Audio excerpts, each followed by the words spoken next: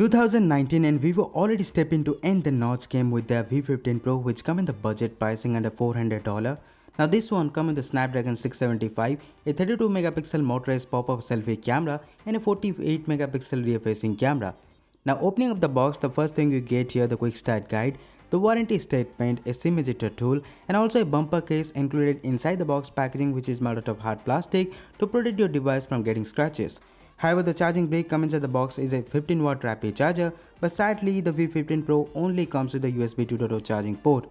Also earphones included inside the box packaging, which look exactly like the Apple earpods. Now let's keep everything aside and take a look at the phone. I ordered the topaz blue color, which look premium, but to avoid scratches you have to use the bumper case, which having all the proper cutouts, and also for the pop-up camera there is a dedicated cutout for that. Now before setting up the device, let's talk about its built-in design. On the front it got a 6.39-inch Super AMOLED display with 100% DCI-P3 coverage. There is a tiny in-call speaker on the top part of the bezel. Also the fingerprint scanner now moved to under the display, which make it futuristic. On the right hand side there is a power button and volume rockers, which made out of plastic. On the left there is a dedicated button for Google Assistant and a dedicated MicroSD card slot. On the bottom there is a SIM card tray which support dual 4G VoLTE, a USB 2.0 charging port, primary microphone and a speaker grill. On the top part it got a 3.5mm headphone jack, secondary noise cancellation microphone and a 32 megapixel pop-up camera. Impressively, Vivo also done a great job. If the phone accidentally drop against the pop-up camera, it will go inside to avoid major damages to the phone. Now coming to the back, it got a different kind of pattern on the plastic body, which make it premium. Also because of gradient finish, this look absolutely gorgeous. Even after packing a 3700 mAh of battery inside, the V15 Pro feels very comfortable in hand, as this one comes with a curved back and it weighs only at 185 grams with 8.2 mm of thickness. Moving to the display, this time Vivo gone with a nearly bezel-less design without any notch compared to its last year predecessor, the Vivo V11 Pro. It produces punchy colors, deeper blacks, which look a tad bit brighter than the normal IPS LCD displays. Even under direct sunlight, the text are visible on the Super AMOLED panel. Also they will get a manual control over changing the color temperature on the display as per your uses. However, watching movies and playing games on the V15 Pro gives it immersive experience, but unfortunately this comes with a wideband L3 certification, which clearly means that you can't stream Netflix or Amazon Prime videos in HD.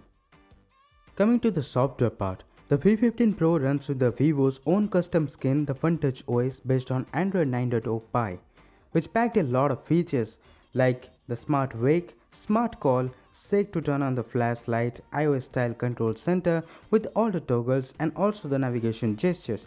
There are many more useful features to improve the user experience, and the Vivo FunTouch OS is well optimized and compared to Oppo's Color OS. The in-display fingerprint scanner on the V15 Pro now much more improved and faster than the previous generation. Like here I have the OnePlus 60 and it unlocks the phone even faster than the OnePlus 60. Also you get 4 types of animation to choose from, which make it look futuristic.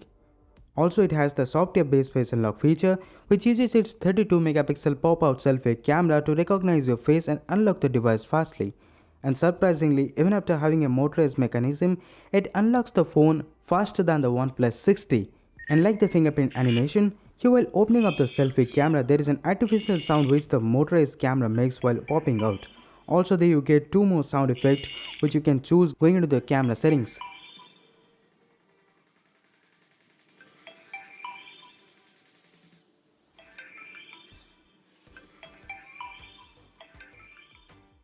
In terms of hardware, the V15 Pro powered by the Qualcomm Snapdragon 675, which is an octa-core SoC based on 11nm architect coupled with Adreno 612 GPU, comes with 6GB of RAM and 128GB of internal storage.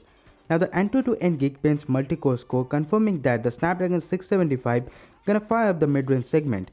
Also the default setting for PUBG is set to high frame rate with HD graphics, and with the immersive display the gaming is really great. Also it feels as smooth as the Snapdragon 845.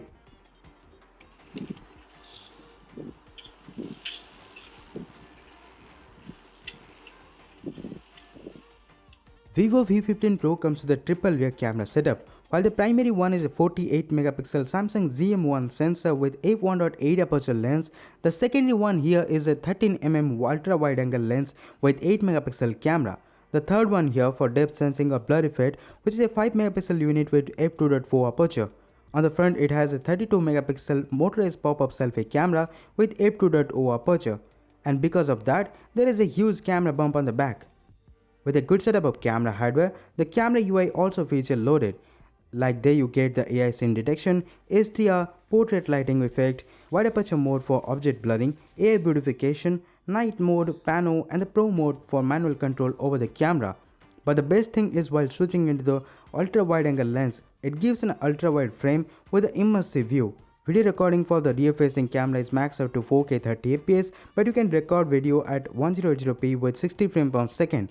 Also you can record video at 1080p 30fps and 720p with 60 frames per second while switched to the ultra wide camera.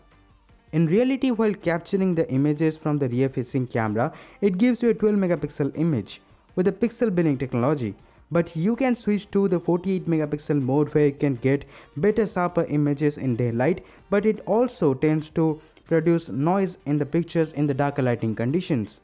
Coming to the front, 32MP pop-out camera also offers HDR mode, portrait studio lighting effect, filters, AI beautification, AR sticker, and the video recording is maxed up to 1080p 30fps for the front facing camera. Now have a look at all the camera samples. However, the pictures from the ultra-wide camera having a different color tone, but both the cameras producing sharper image and dynamic range is good.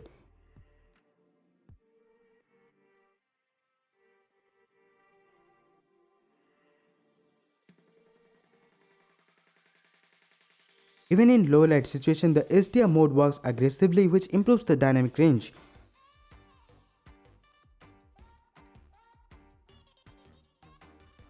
Portrait mode edge detection is perfect, even though you get some creative portrait studio lighting effect which offers rainbow monochrome background blur. For object, just use the wide aperture mode where you have manual control over the blurring effect.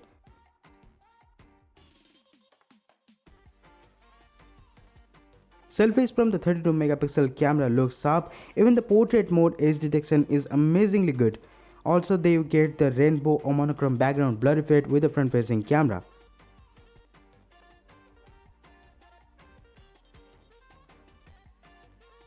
To know more about the camera, stay tuned for the in-depth camera review which is coming out soon.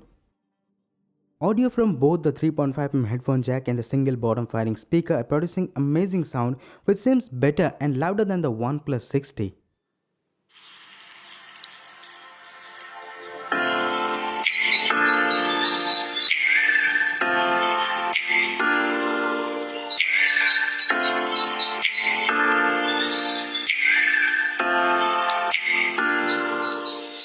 Now looking at all the specs and after using it for a few days, I can say that the Vivo V15 Pro is definitely a good purchase for its pricing in compared to the Oppo F11 Pro. The FunTouch OS is well optimized and better than the Color OS. There is no lag, it feels very smooth.